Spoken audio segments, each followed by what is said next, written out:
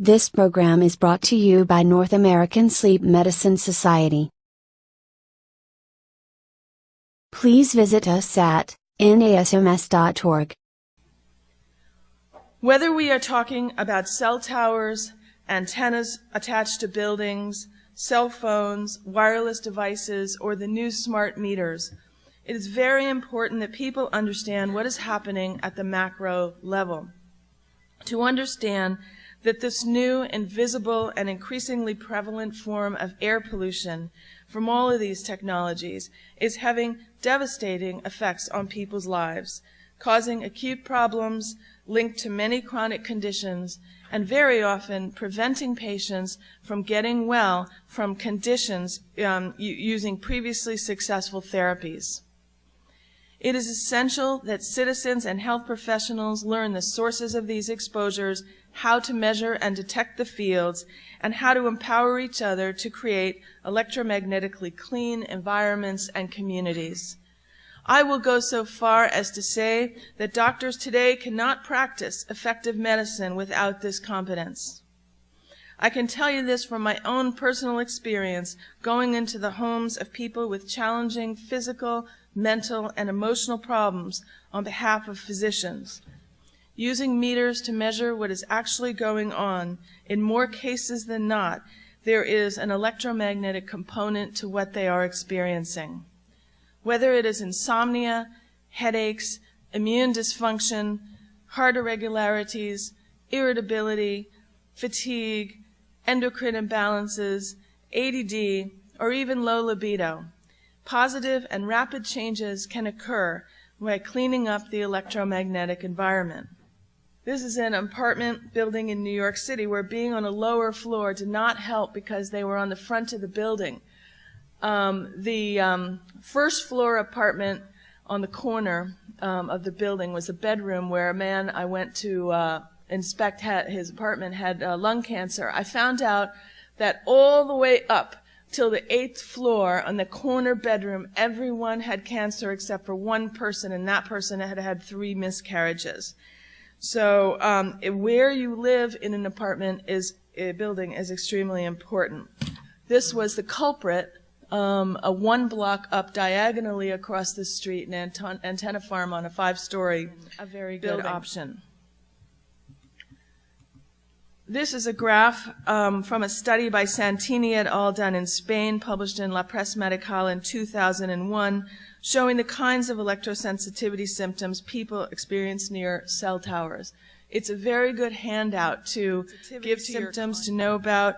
I'll mention a few here, include a study from the Netherlands, which found significant effects on well-being, such as headaches, muscle fatigue, pain, and dizziness near antennas, as well as a study from Austria documenting headaches, cold feet and hands, difficulty concentrating, tremors, loss of appetite, and feelings of exhaustion. The symptoms in the latter study by Hutter et al. There was correspondence between the Israeli Minister of Health to the Minister of Education there called for caution regarding Wi-Fi in schools. Rabbi Litzman said, "I do fear that there will come a day when we will all cry because of the irreversible damage that we in our own hands cause the future generation." So countries around the world are beginning to take electrosensitivity and the health ramifications of this radiation seriously, but we are not seeing very much progress here in the United States. Although federal legislation has been put forth by Representative Dennis Kucinich, H.R. Bill 6358, that's called the Cell Phone Right to Know Act. It's calling for warnings on cell phones, for a national research program, and for the EPA to update the SAR. And this was introduced just as he was leaving office, unfortunately. But we do encourage you to ask your representatives to support this. One of my favorite resources summarizing the science in terms of electrosensitivity is called the Electrosensitivity Primer, issued by Electrosensitivity UK. They're a charity. For a very small donation, you can download this report. It provides a very well-referenced review of electrosensitivity symptoms, the pathological markers for it, treatment approaches, references to other illnesses that are linked to electromagnetic fields, and references to resolutions on this topic by organizations and of international scientists, physicians, and psychologists. This year in March, the Austrian Medical Association issued guidelines for the diagnosis and treatment of electromagnetic related health problems.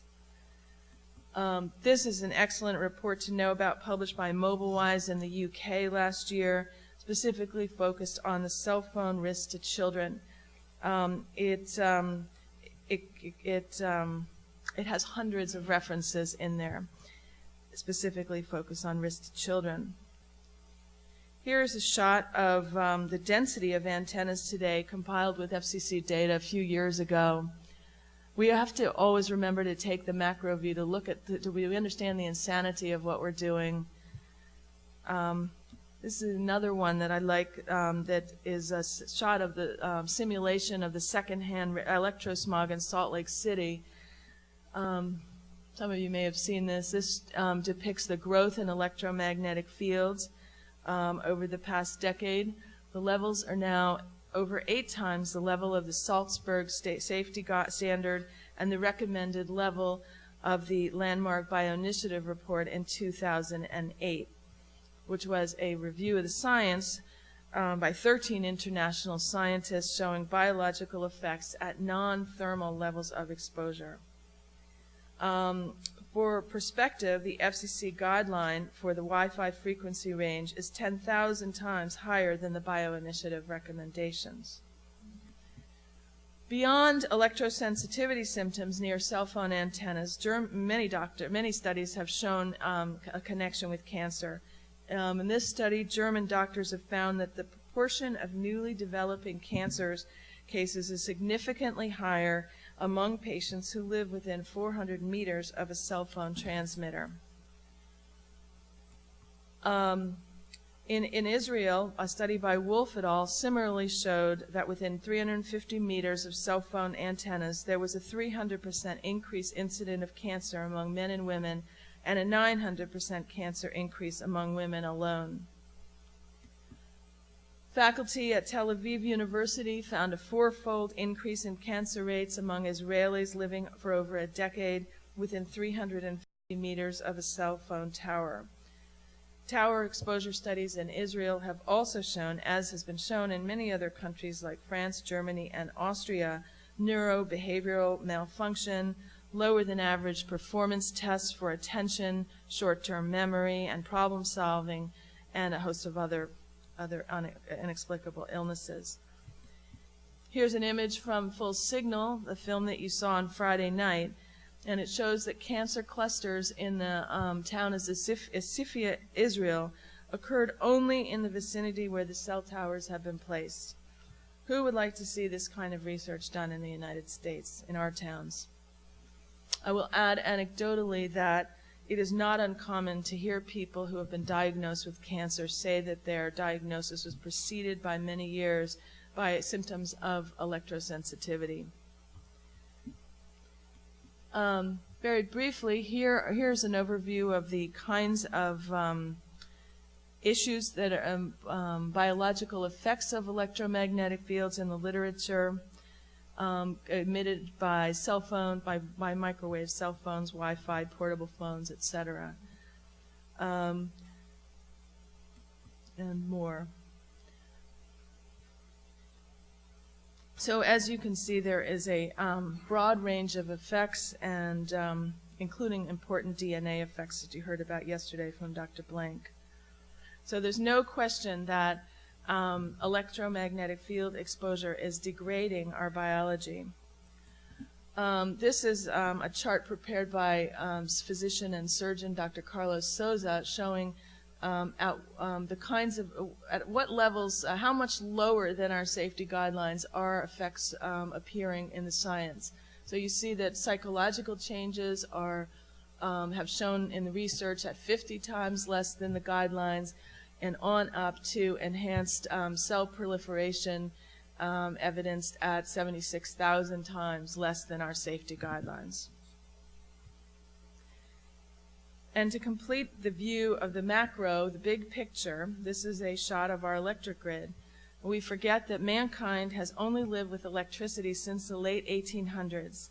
And now, on top of electrification, which was the first wave of electromagnetic pollution, and on top of the radio and television towers, and then the cell phone towers, and the antennas on rooftops and the sides of buildings, and the microwave radiation emitting consumer technologies that we live with, and in some cases, in the case of children, sleep with, we are now adding a very large new microwave component to the electric grid in the form of the smart meters. I recommend to you the small book by Dr. Sam Millam, retired from the State of Washington Department of Public Health, called Dirty Electricity. In it, Dr. Millam describes his research that links electrification in the early part of the 1900s with many diseases of civilization, including heart disease, cancer, diabetes, and suicide. By 1900, it was well known that New York City residents lived 10 years less than rural residents. And it was always assumed that this happened because it had to do with changes in lifestyle, diet, less exercise, less fresh food, and perhaps more infection in urban environments.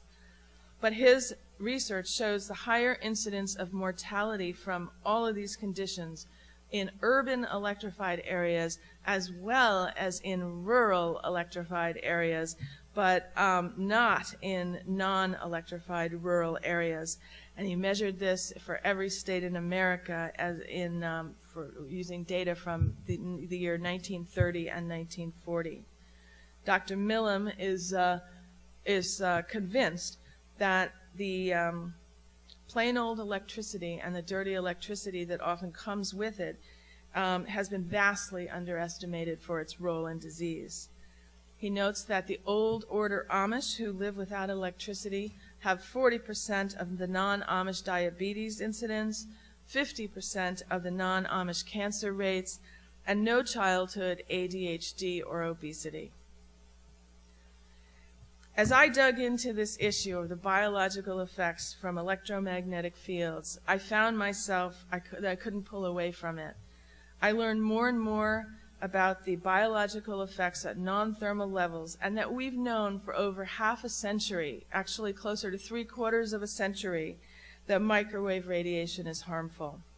And that an industry-funded report released in 2000 called the Ecologue Report outlined the primary biological effects very clearly, including gene toxicity that you heard Dr. Blank talk about, impacts on cellular processes, cell communication, and cell proliferation, pathological effects on the immune system, central nervous system, including the blood-brain barrier, neurotransmitters, EEG, and cognitive functions.